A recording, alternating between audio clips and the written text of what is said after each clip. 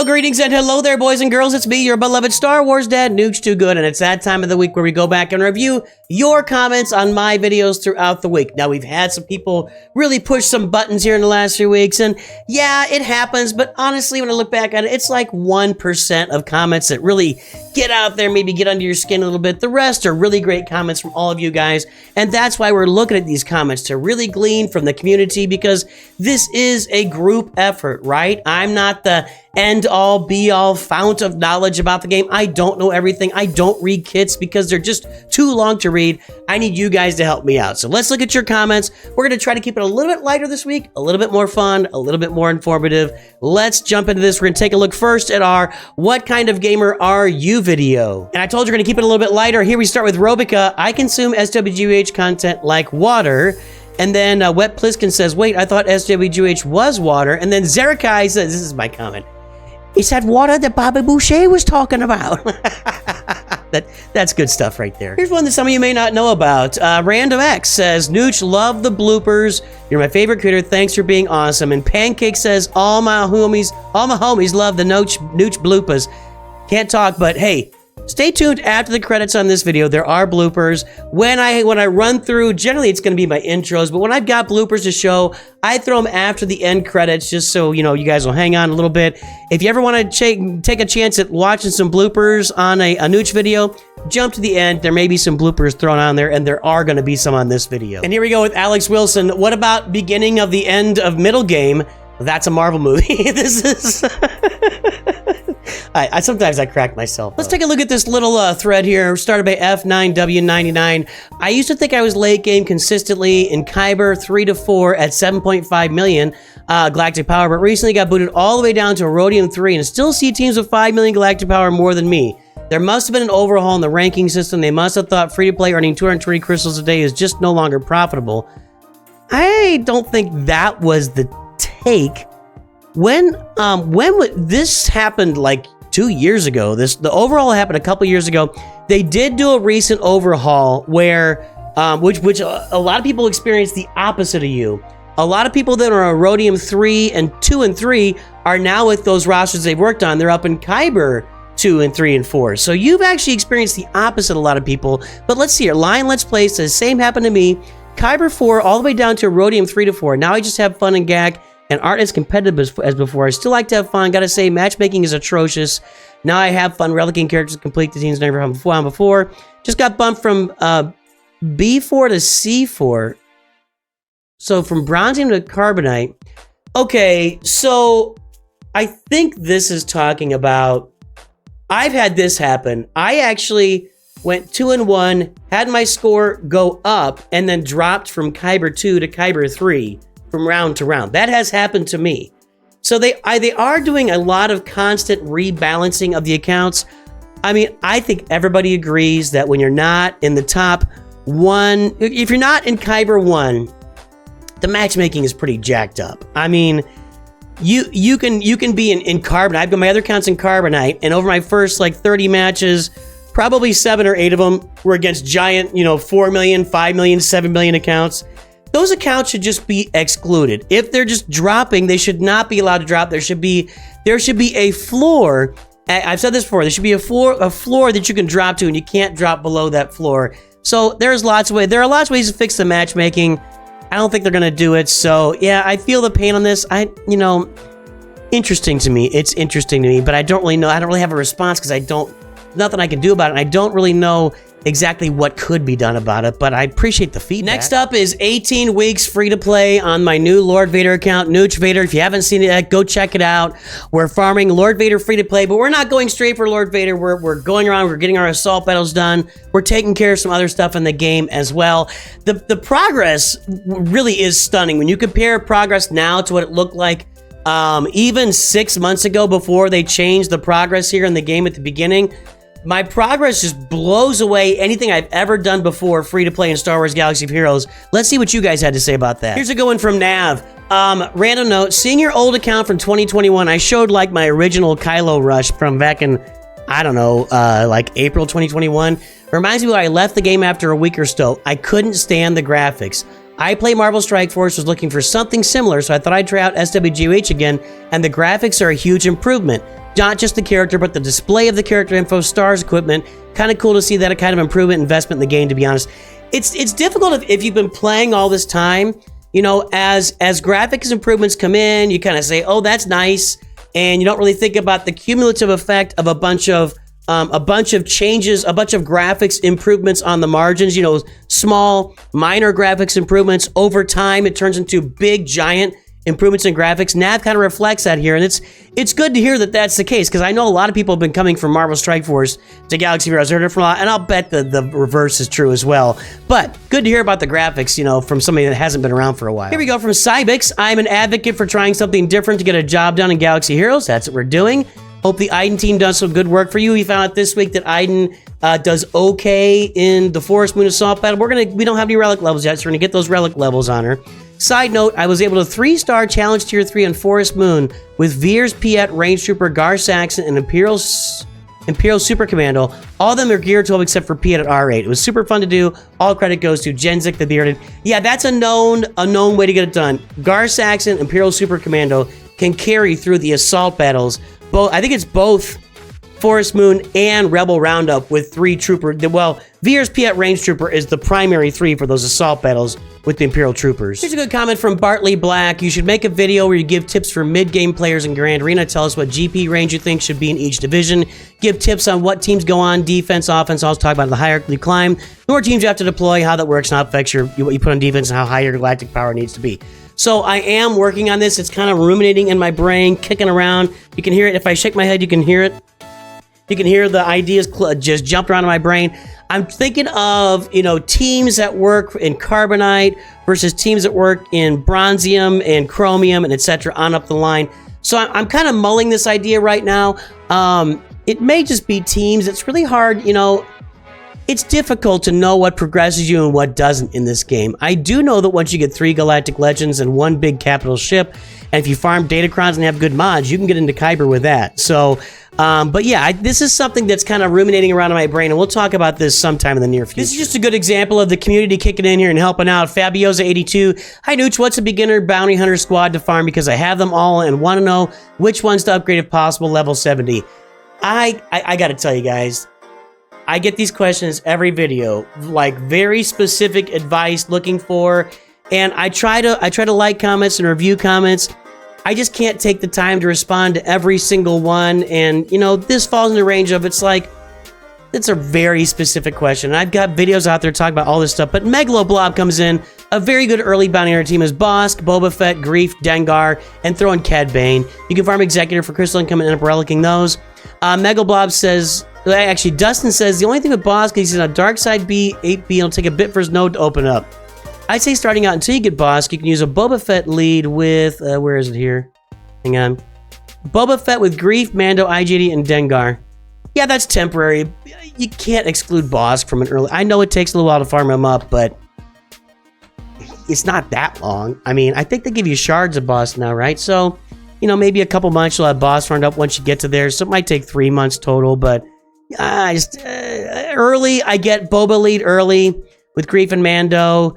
And then Bosk, as soon as you have Bosk like at 5 stars, get him in that leader slot. Next, we looked at 10 teams everybody should have for the fall of 2024. I did this one in the spring. I was thinking about doing it every quarter. I'm not sure it deserves an update every quarter, but for sure there are teams in the game now that are needed, and the needs have changed. The way the game is structured has changed in a way that it wasn't this spring. So maybe every 6 months we'll come out with this teams everybody should have. And there's always, I did it last time, I threw another one in there this time to say, hey, I didn't include Maul in this, but it was fun to put it on the thumb. Coming in hot and funny was Digger. Hey, great video. Funnily enough, Sanjita uploaded the exact same video today. Anyway, that is funny, actually. I know Sanjita was out of town last week and pre-recorded a bunch of stuff, but it's funny we came out with that on the same day. No real impetus behind that, but it happened. This is actually, Josh Sigmund. Is it sad I'm at 6 million and still don't have a CLS team running? Yes. Do I really regret that decision? Also, yes. And Igor Khan says, I'm 7.8 million. Should I begin a CLS team for Leia? Yes. I'm at 6.2. My last 4 relics were CLS, Han, 3PO, Chewie, and almost done with Chupio. Yes. Horatio, I started May 2023 and basically in the same boat. My CLS team was intended to be my focus this time last year, but then Lightspeed bundles started dropping and I got sidetracked. getting SOK on Ray for months on end. CLS, Chewie, Han are R5, and the other two are R3. Yes, at 6.5 million. My CLS is R3, the rest are G12, and man, they are amazing. Even at low gear, they do so much. Yes, I'm at 6.2 million. Galactic Power began last November. The only CLS member I have in Relics is C3PO at Relic 3, whom I raised up. Whom? Oh, we got a whom there. You don't get a lot of whom in the comments. Whom I raised up to use with Ray. CLS is like 4th next on my list after Executor, Traya Squad, and I just need to get the whole team relicked. And the Traya Squad. Just need Traya, Cyan, and Squad. The whole team. And C, then CLS, then Janet, Luke, then I do Imperial Troopers. I got C-Rex finished after farming, did Marin first. All right, man, nice breakdown there, Jadis. I'm 200K away from 6 million. My CLS team are G12 with no Zetas. LOL. No. I waited on my CLS till around 4 million. I wish I had it sooner. That team is amazing. Counters so much. It's good for taking 1 or 2 enemies down. They have another team to clean up for winning GA. I did this. Yeah, CLS is awesome. I mean, again, the comments on this one are rolling. I honestly forgot about Veer's Troopers because I just don't ever use them anymore, but a great early to mid-game team. I would say even into the late game and the end game, they become a cleanup team, but they're a pretty darn good cleanup team back there. So this one, Psycho Toaster, I'm shocked you didn't follow up with the you should farm Jabba with a mention of the Luke, Leia, Jabba triangle, which I call the 5-way farming guide, with a tangential nod toward the Executor. The other 2 are super easy once you get one of the 3. Well, I mean, that wasn't the purpose of the video. I get it. I mean, I get it. We talk about that a lot on the channel, on roster reviews and everything else. That Jabba, Leia, Luke, Executor, Profundity, they just all go together. They all interlock and go together. But 10 teams everybody should have. It didn't really fit into that. And the specific reason for Jabba was for your mods, whereas the other 2 don't have as much ROI.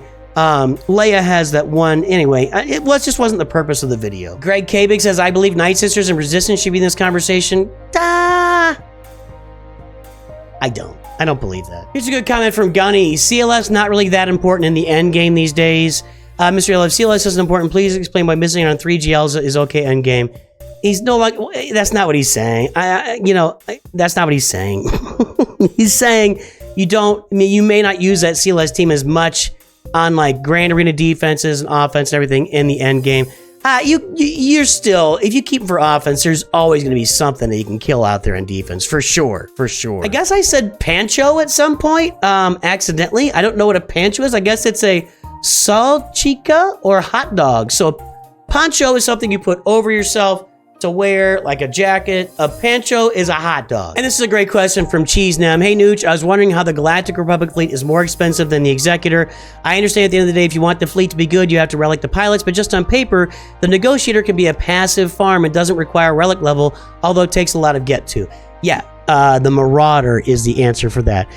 The Negotiator is a good early game fleet to take you to the top of Fleet Arena.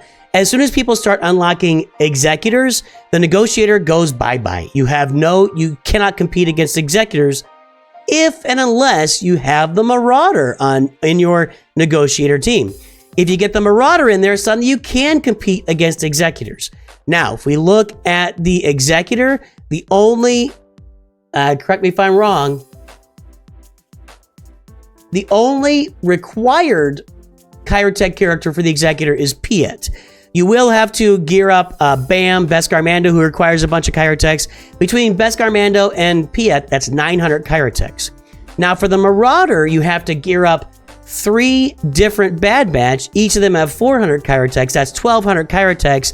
And if you're going to do those 3, if you're going to do Tech, Hunter, and Wrecker for the Marauder, you might as well go get Echo for the full Bad Batch team as well, and maybe even Omega for the full Bad Batch team. You can add another 400 for each one of those as well. So when I say it's more expensive, what I mean is the Kyrotechs you have to invest in the Marauder, specifically in the Marauder, is what makes it more expensive than the Executor. Is it close? Yes. Is the Executor a better overall fleet? Yes. Negotiator is not as good on defense. You really need to be in control of the AI. Does not play it right on defense. You want to have it on offense and be working with that. I mean, it's not horrible on defense, but it's better on offense. So Executor goes well both ways. So what I'm saying more expensive, I'm mainly pointing to the Kyrotechs that are needed for Marauder and the Bad Batch that go along with the Marauder. And next we turn our attention to what probably was the most controversial title and thumb. I spent $5,200 in 1 year on Star Wars Galaxy of Heroes, and here's what I got. Basically, you guys know this. I've been spending $100 a week for a year. An experiment. I love to run these accounts as experiments. I like to see what's going on so we can talk about how the game works. You know, as we get into the game, how does this game work? How will it actually affect your pocketbook, or how will your account look if you actually do spend some money on it? That was the entire goal.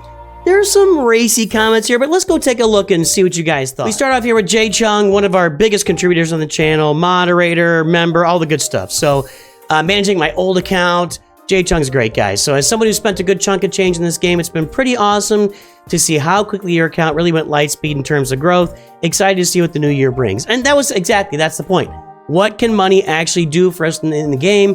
What can a measured amount of money, what can we measure the progress? And the progress was pretty amazing. Way bigger than we ever thought it would be when we started. Pacific Egg, I feel like NOOCH from 1 year ago had thicker eyebrows. Don't mind me just paying attention to the wrong things. I don't know, man. I mean, I've got pretty thick eyebrows. My hair's getting grayer. My eyebrows haven't really gotten gray though. But you know, I mean, what do you want? The years go on. I'm not getting any younger, as they might say. Jesus Dominguez, I bought 2 original Lightspeed bundles. Have not spent cents. I hate capital games and watching your streams. Jesus Dominguez, you're here all the time, dude. I'm so glad to hear about your hate for capital. I hate capital. This is like you hate your parents. I hate capital games, and watching your streams, one realizes that more spending leads to more frustration when facing heavier whales. I could spend much more than $100 a week, but I choose not to. I will not compete in expenditure. Love your content. I get it, man. Where's my $100 a week? Look, you know, I don't know that I have more frustration. I think my frustration is pretty equal across all levels of Grand Arena. That we say it all the time. You just hit walls, and you can't stop hitting walls. And when you hit the walls, it can be very, very frustrating. Hey, Brandon, pretty cool experience vicariously, since the rest of us don't have that kind of fun. Exactly. It's an experiment. Great video. I really love the series. Please keep the weekly updates for me. It's the most interesting thing to see all the little improvements and things Whaling gets you. Keep up your great content. I'm not going to stop covering the account. This is my main account now. I just don't... There were a lot of times when there were weekly updates that kind of just were a thud or a dud. But we're definitely going to, you know, we're going to be seeing this account with updates probably a couple times a month. I want to do updates when I've got something to talk about, right? Instead of just kind of saying every week. So you will not... The account's not going away. You'll get to hear about it. It just won't be on a weekly basis. So this is a good one. Psycho Toaster Prod. So of everything you spent money on in the last year, which was the most impactful thing you purchased? It's a great question. I don't have a specific answer for it. I do think at the end of the day, if I had to look at 2 things, and I have made videos on this, if there were 2 packs or 2 bundles you're going to buy every single week, it's the Kyrotech Salvage Bundle, which they were $4.99. Now they're $6.99. They added 25 Kyrotechs to it just to get a little more out of you. So, you know, you get 70 or 75 Kyrotechs each bundle, and it's well worth it. And then on Mondays they release the I can't remember what it's called, the Relic Cargo Package. I think that's a really good investment. And keep your eyes open. Along the way, there's packs that are $18.99. They give you 3 sets. You get 50 pieces of 3 different gear finishers. Those are really good bundles, and there's a lot of value there. You just have to keep your eyes open for the value on the packs. But if you're going to buy some every single week, the Kyrotech bundle, or I don't know what they're called, Kyrotech whatever packs, and the Relic Cargo Packages, that's the way to go. This is a joke. Joe Bear Cabra. It's finally time. Here's my 2 cents. I was actually 2 cents short of $5,200 over the course. So I spent $5,199.98. So yeah, there were several jokes about my 2 cents in here. Given the plan set in motion, figures still planning to get spent through GL Ahsoka. What's the plan for the account after that? You're still gonna... I've talked about this a lot, but yeah. So the plan is, I don't want to spend more than $100 a week. I just can't see myself doing it. I'm definitely gonna keep whaling through Ahsoka and beyond that. My goal is to take this account over the next year and make it into an end game account. I want to be on here streaming end game Grand Arena content for you guys. It's going to be, the hardest part of that will be my mods, is getting my mods in place, because I can farm the Datacrons and I can get the roster up and running. But getting those end game mods where I can consistently push forward into Kyber 1 and even the high levels of Kyber 1, That's a big ask, so I'm gonna have to be working on that for sure. This is good. Matthias Younger, I like this. I like this. Thank you, sir. And how much did you make from YouTube? $400 million. That's how much I made from YouTube in the last year. And then Skadgek. It wasn't a showcase of a business plan. It wasn't, you know. But and then Matthias says, just me and my love for making fun of clickbait. I guess it's clickbait, but it's exactly what the video is about. Is that clickbait? See, to me, clickbait is like Mike Zero, right? Like Natalie Portman hates Kathleen Kennedy. They get in a fist fight, and then you watch the video, and it's about Natalie Portman is a wonderful human being, and Kathleen Kennedy is making bad content. But you know, I'm not gonna. So that feels like clickbait to me. I don't feel like this is clickbait. I think my video is exact. I do as a creator. Video titles and video thumbs matter. They absolutely matter. And if you put a quality thumb out there and the title it catches your eye, both together, they work together because you see the thumb, you see the title, you kind of see them at the same time, then you got a bigger likelihood of people watching that video. So I need to make this stuff professional. It's got to be catchy. It's got to bring you in. Does that make it clickbait? I don't believe so. Clickbait to me is when it's fake and it's not what the video is about at all. And there it is. We're not going to cover the negative comments. Like I said, we're talking about happy comments today. So let's move forward on this one. Next, we moved on to a couple of beginner type videos. Do you need a new guild, or how do you know when it's time to get a new guild? My favorite part of this, by the way, was I made this video right at reset, or within an hour of reset. So all sorts of people who get their tickets every day had not gotten any tickets yet. Like Single Malt Jedi, that is Jay Chung, Egza, Algag, Deacon, Dankard. I know all these guys get their tickets every day, but I kind of give them a bit of the business here. So that's actually my favorite part of the video. So my topic was, here are some things that might be reasons you need a new guild, because somebody had asked me that question in comments or somewhere. I get a lot of ideas from comments on videos. I get a lot of ideas from you guys putting. I know it doesn't seem like I pay attention to the ideas for YouTube room of my Discord, but I do. I read through it fairly consistently, and while it may not be a direct idea that comes out of it, it oftentimes leads my brain to start thinking a different direction, and I do pay attention to that stuff to think of videos. Alex Wilson, because I asked for you guys, if the guild's starting to impact your enjoyment of the game, it's probably time to move on. Yeah, if you are not enjoying the game because of how your guild is playing, get out of there. I got a lovely guild, 4 million power, snuck in a year ago, way below requirements. They listed for new members, but they let me stay and grow. Now I pull. I told you guys, you can punch up in guild. You can punch up in guild. It can be done. I think if you like your guild and you're thinking about joining a new guild solely based on rewards, it's like saying, hey, I like my job, but I want better pay. If you're happy with your guild has been enacted throughout guild. Yeah, be careful. Be careful. It's that greener grass, man. You might get better pay at the new job, or it might be something else better for you, but you don't know what else you're getting. You got to get a new boss's boss. It's a whole new culture. You just don't know what you're getting with a new guild, so be careful. I like this one a lot from Jack611. I forget from which video, Calvin maybe, I don't know. If Calvin said this, it's great. If anybody, Sanjita, Arnold, anybody said this, it makes total sense. Scribe. He says, if you're performing the best in the majority of the events or activity in the guild, maybe it's time to consider moving to a better guild. That's a good rule of thumb. If you are, like, far and away the best performer in every single mode of the game, it may be time for you to start moving up to a guild. Unless you're really comfortable where you are. Like, when I started this guild, and when I first came over to the new guild, I talked about that in the video, was I started a guild to bring up new players and help them grow. I found some people like-minded. We joined their guild together 3+ years ago, and we've been together ever since.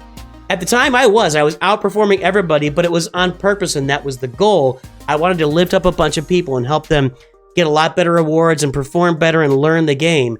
And so that was my goal. But I think this is true. If you're really competitive and you're thinking about climbing and you're outperforming everybody in your guild, it might be time to start thinking about it. Lytics Arc, a couple things I've noticed. Don't join a newly created guild. They won't be able to do actual raids for weeks, or that's a good point. Along the same line, too many ill-prepared people are trying to make their own guild, which that's challenging. You got to make sure that you're jiving with the leader. New guilds are hard. It's hard to build a new guild. So not all guilds are creative guild. Use GP as a reference point, but make sure to check out a guild's SWGOH. Yeah, there you go. Yeah, you'll get all that stuff. And this right here, last one for this one, but this is one of the big issues I pointed out in the video.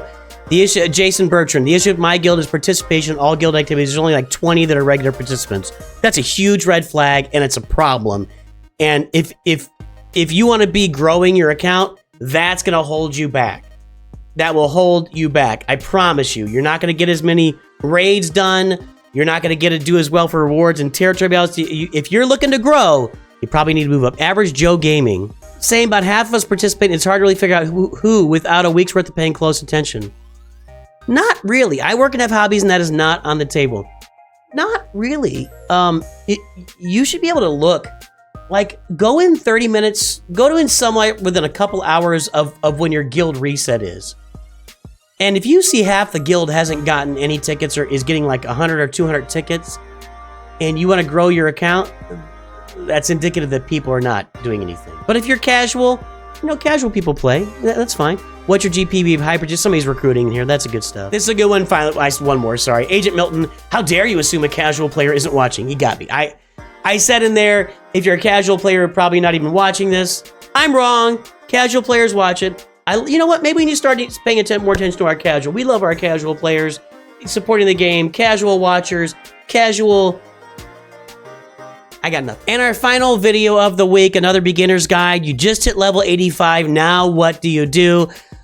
People, I've gotten this question from several people along the way. And so I wanted to kind of give an idea of, hey, when you've hit level 85, it only takes 3 or 4 weeks now to hit level 85. It's pretty quick. So what should you be working on now? What should you be thinking about? What are your priorities and what are your goals?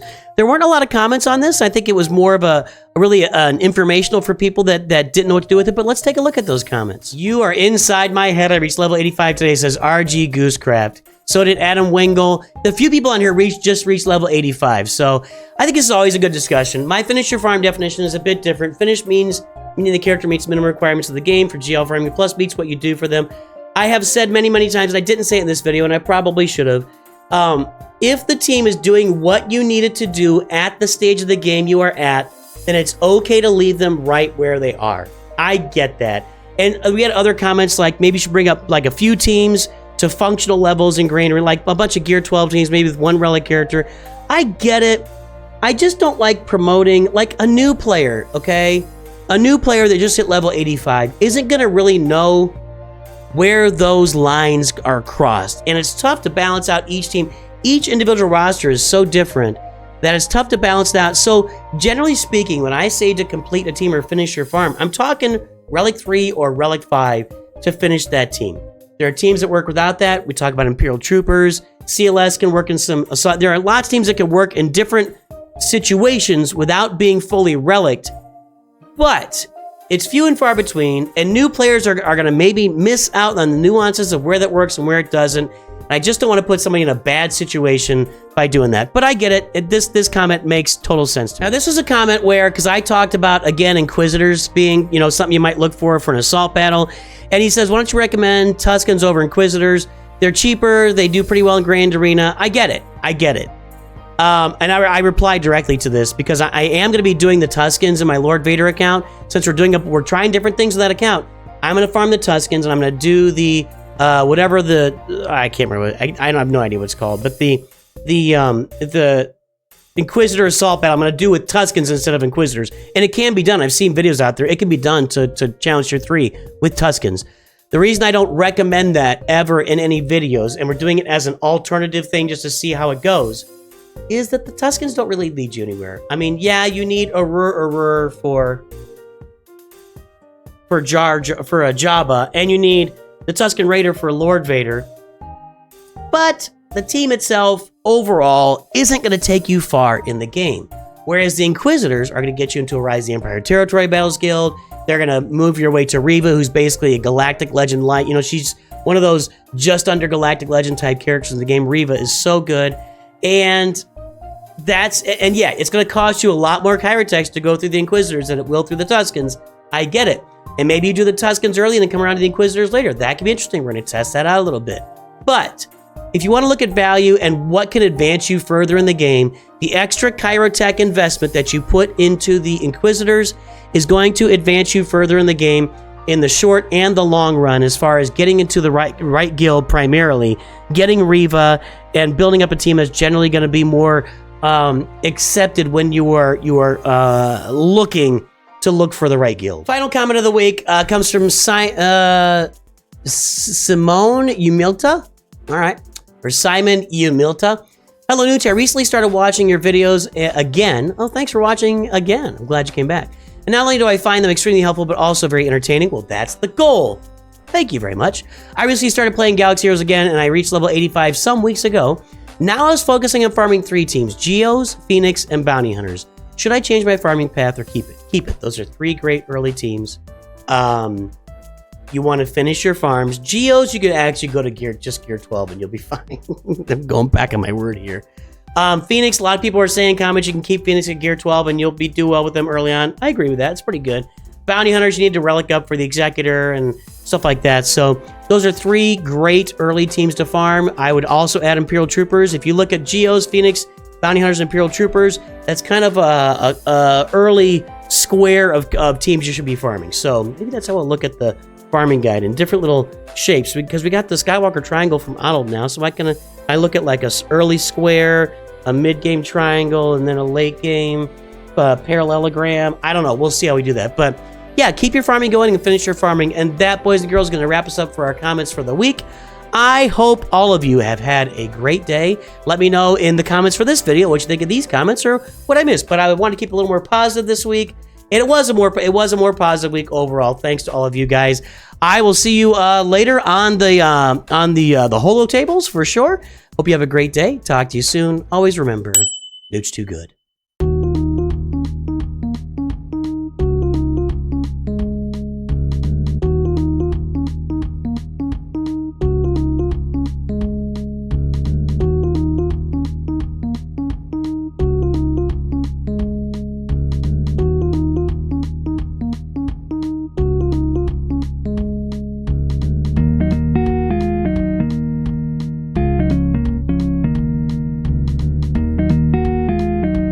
Here's a good gear, and we're gonna move forward. So here we are, man. This hoodie just isn't working, man. Anyway, I thought I fixed it, and I didn't fix it all. You can see the red arrow through my hoodie. That just isn't gonna work. Change hoodies and really gain a good understanding. So we start right here. This is not the video to start with. Actually, this is the most recent video.